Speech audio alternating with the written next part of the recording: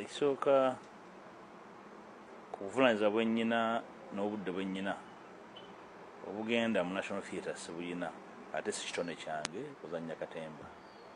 Singa mbadde wa poliisi enoonyereza ku balyake, abantu abo bonna nandibayise kinnoomu, buli omu abeeko obujulizi bwawa ku buli bw'enguzi bw'amanyi. Naye abantu okwesimanga mu maaso ga kamera ne bamala googera kubanga baagala okubakubira engalo si bukulembeze.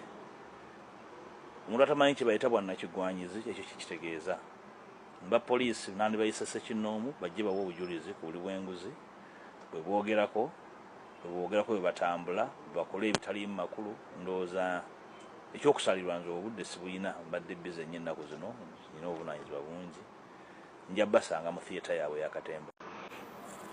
Well, first of all, that melodrama caught me quite busy, and I never had time to pay attention, for I'm very occupied with very, very serious matters of governance in this country.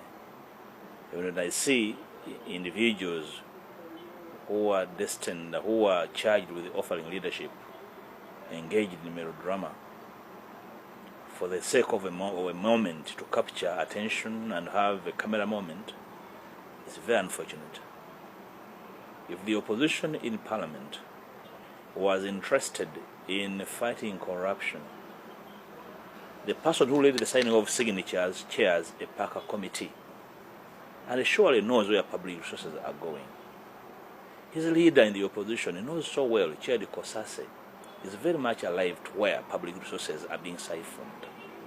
So when I see them before cameras, trying to steal a moment and divert Ugandans from runaway corruption. The other day I saw the leader of the opposition in Ntungam, in one of the bottomless holes where public funds are siphoned, and was picking gifts. And I wondered how you do oversight and pick gifts at the same time, where public funds are being siphoned. Then you come on the floor and appear to be doing oversight. That is duplicity. And I can never be part of duplicity. If I were police, anti-corruption police, I would have summoned all of those individuals to come and make statements, to inform the world what they know about this corruption. Short of that, Ugandans should hold them in contempt. They are actually promoters of runaway corruption. They were massaging it.